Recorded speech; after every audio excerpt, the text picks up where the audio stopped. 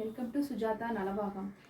இன்றைக்கி சாட்டர்டே, பசங்கள்லாம் school leave. இன்றைக்கி வந்து சரி ஏதாவது டிஃப்ரெண்ட்டாக பண்ணலான்னு பார்த்தா மோர் குழம்பும் வாழைப்பூ இருந்தது என்கிட்ட.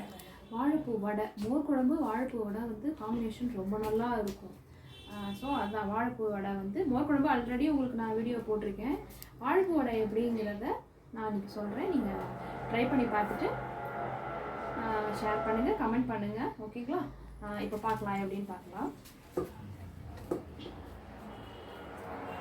முதல்ல கடலப்பருப்பும் அரிசி வரமிளகா மூணையும் ஊற வச்சு அரைச்சி எடுத்துக்கணும். இந்த மாதிரி விழுதாக அரைச்சி எடுத்துக்கணும். ரொம்ப கெட்டியாக தண்ணி விடாமல் விழுதாக அரைச்சி எடுத்துக்கணும்.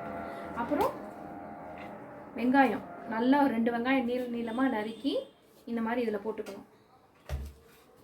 அப்புறம் வாழைப்பூ வந்து அது உள்ளுக்குற கல்லன்னு சொல்லுவாங்க, அதை எடுத்துட்டு இந்த மாதிரி நல்லா உதிராக நல்லா பொடியாக இந்த மாதிரி நறுக்கி வச்சு இதுலேயே போட்டுக்கோங்க. அதுக்கப்புறம் கருவேப்பிலை நல்லா இப்படி கிள்ளி, நல்லா ஒரு கை கருவேப்பிலை நல்லா அலம்பிட்டு இந்த மாதிரி நல்லா கிள்ளி போட்டுக்கோங்க. கொத்தமல்லி தழை ஒரு கை நல்லா அலம்பிட்டு இந்த மாதிரி கைனாலேயே பிச்சு அப்படியே போட்டுக்கலாம். அதுக்கப்புறம் பச்சை மிளகாவும் இஞ்சியும் மிக்சியில் நல்லா ஒரு ஓட்டி வச்சுருக்கேன். அது ஏன் இந்த மாதிரி பண்ணியிருக்கேன்னா, சின்ன குழந்தை எல்லாம் சாப்பிட்றாங்க, அவங்களுக்கு வந்து பச்சை மிளகாயை கடிச்சிட்டாங்கன்னா உரைக்கும். அதனால் இஞ்சியவும் பச்சை மிளகாயும் இந்த மாதிரி மிக்சியில் நல்லா விழுதாக அரைச்சி வச்சுருக்கேன். அதையும் இது மேலே அப்படியே போட்டுக்கலாம். 2 டேபிள் ஸ்பூன் 2.25 டேபிள் ஸ்பூன் போட்டிருக்கேன் உப்பு. அதையும் இது மேலே போட்டு மாவை நல்லா பிசைஞ்சு எடுத்துட்டு அவ்வளோதான், எண்ணெயில் போட்டு பொரிச்சு எடுத்துகிட்டு சாப்பிட வேண்டியது தான்.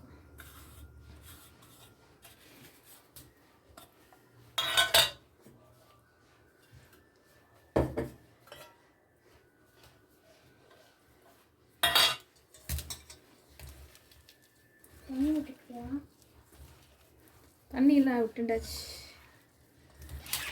வாழைப்பூ வந்து உடம்புக்கு அவ்வளோ நல்லது. வாழை மரத்துலேருந்து வர்ற அனைத்துமே வந்து நமக்கு வந்து உபயோகமாகும். இலை சாப்பிட்றோம், வாழைத்தண்டு வந்து சூப் போட்டு குடிக்கலாம், வாழைத்தண்டு கூட்டு பண்ணலாம். இது வாழைப்பூ வந்து என்ன பண்ணுவா, உசிலி பண்ணுவா. அப்புறம் இந்த மாதிரி வடை பண்ணுவா. அது வாழை மரத்துக்கு கீழே அந்த மரத்தை எடுக்கும்போது அது கீழே கிழங்குன்னு ஒன்று இருக்கும். அந்த கிழங்கு வந்து அவ்வளோ டேஸ்ட்டாக இருக்கும், வயிற்றுக்கு வந்து அவ்வளோ நல்லது. ஸ்டோன்லாம் எதுவுமே வந்து ஃபார்ம் ஆகாது உங்களுக்கு. அந்த கிழங்கு வந்து நல்லா பெருசாக, அந்த சேனை கிழங்கு இருக்குது பார்த்தீங்களா, அந்த சைஸுக்கு நல்லா பெருசாக இருக்கும். அதை தோலெல்லாம் நல்லா சீவிட்டு உருளைக்கிழங்கு மாதிரி நல்லா வேக வச்சுட்டு உப்பு காரம் போட்டு வெங்காயம்லாம் போட்டு தாளித்து கொட்டி பண்ணலாம். அது ரொம்ப நல்லா இருக்கும் அது. ஓகே, இப்போ இது வந்து பிசைஞ்சாச்சு. எண்ணெயும் நல்லா காஞ்சிட்டு கீரை போட்டு இந்த வடை மாதிரி இது தட்டின்ட்டு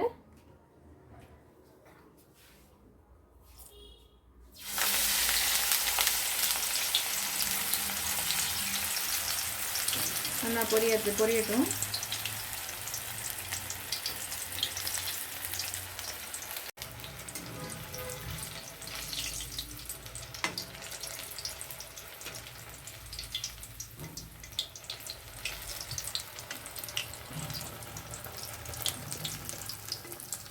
எண்ணெய் நல்லா காயணும்.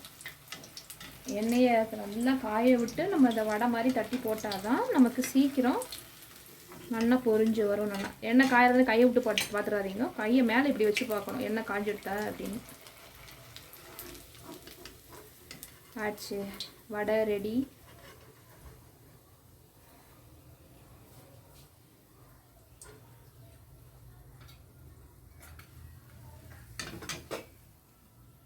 வடை ரெடி.